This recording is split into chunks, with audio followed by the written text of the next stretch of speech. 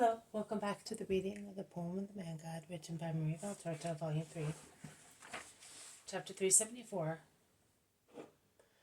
Part 2, Preparation Day, the evening.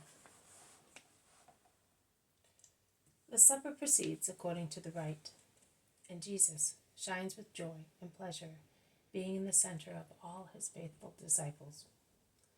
When the supper is over, the last chalice has been consumed, and the last psalm sung.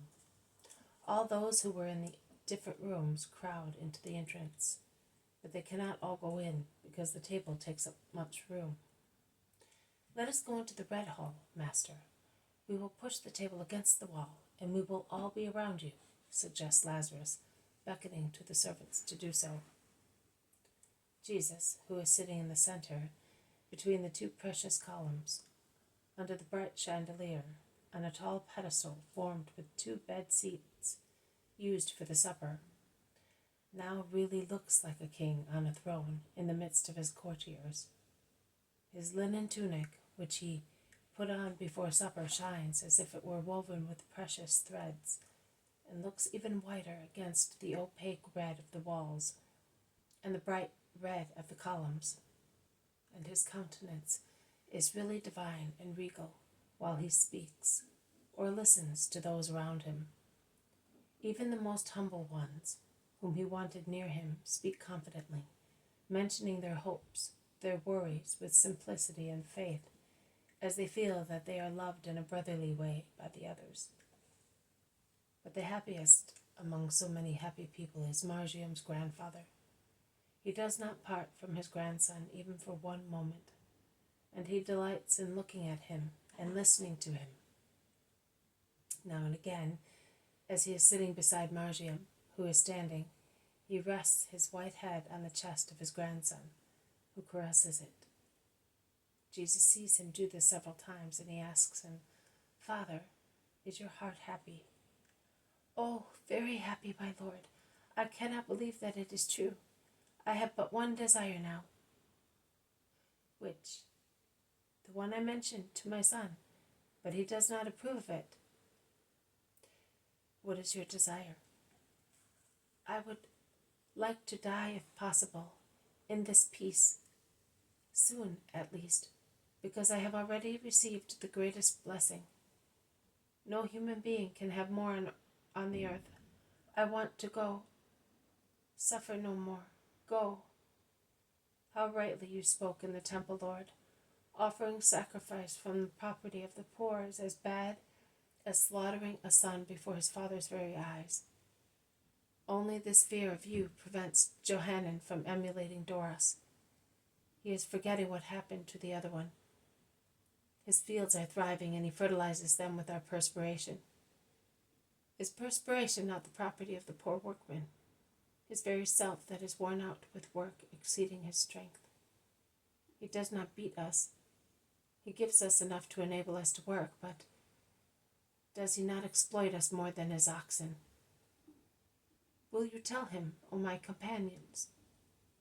Johanan's new and old peasants nod assent. "I think that, yes, that your words have made him a greater vampire to their detriment." "Why did you say them, Master?" asks Peter. "Because he deserved them. What do you say, you workers of his fields?" "Oh, yes, the first months it was all right, but now it is worse than before," avers Micah. "The bucket of the well is pulled down by its own weight," declares John the priest. "Yes, and a wolf soon grows weary of looking like a lamb," confirms Hermas. The women, who are deeply moved, whisper to one another. Jesus looks at the poor peasants with eyes wide with pity, and he is anguished at not being able to relieve them. Excuse me. Lazarus says, "I offered absurd amounts of money to have those fields and give these men peace, but I did not succeed in getting them. Doros hates me. He is exactly like his father. Well, we shall die thus. It is our destiny. But the time for us to rest in Abraham's bosom will certainly come, exclaimed Saul, another peasant of Johannan's. In God's bosom, son, in God's bosom. Redemption will be completed. Heaven will be open and you will go to heaven. And somebody hammers at the main door, which resounds loudly. The guests become agitated. Who is it? Who goes about in Passover evening? Soldiers? Pharisees. Herod's soldiers. But while the agitation spreads, Levi, the caretaker of the palace, appears. Forgive me, Rabbi, he says.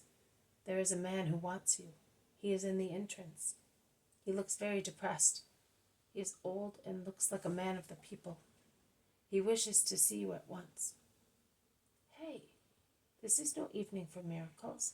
Tell him to come back tomorrow, says Peter. No, every evening is the hour for miracles and mercy, says Jesus, standing up and descending from his seat to go towards the hall. Are you going alone? I will come with you, says Peter. No, stay where you are. He goes out with Levi. This has been a reading from the poem of the Man God, written by Maria Valtorta, Volume 3, Chapter 374, Part 2, Preparation Day, the evening. Thank you for listening. I will see you tomorrow. May God bless you, and may peace be with you.